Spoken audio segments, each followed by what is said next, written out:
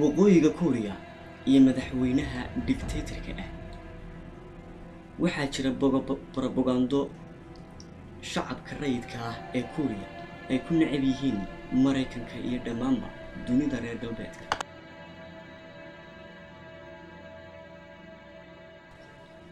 waqooyiga Kuuriya shakhsi kasta waxaa waajib ku ah mar walba iyo saacad walba inuu xuso kuna digriyo heesaha rejiimka ee gumaystaha.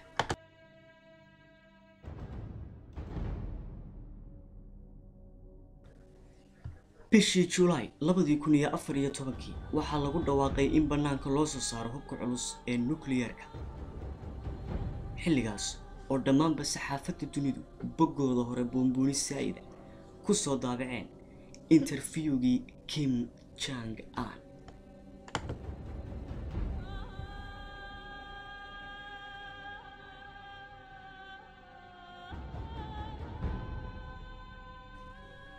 Robin Gates xoghayaha wasaaradda difaaca ee dalka Mareykanka 5 sano ee ugu dambeysay waqooyiga Kuuriya waxay korriimo saa'ida ka sameynayeen xagga tiknoolajiyadda taasoo khatar ku ah dhammaan Mareykanka iyo dunida reer galbeedka.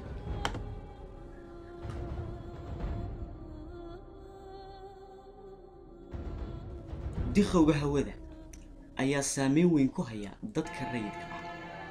2013 ayaa la ogaaday in ay maadada uraniumta ee nuclear-ka laga sameeyo keeni karto dhalashada uban aan caadi ahayn.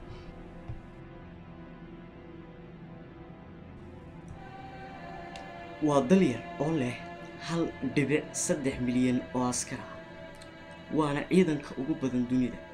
December 2014 dugsiga ciidamada waxaa ka soo baxay ciidan la mida militariga dalka Mareykanka la cududa iskana celin kara iskana caabin kara jab kasta iyo xaalad kasta oo timaada.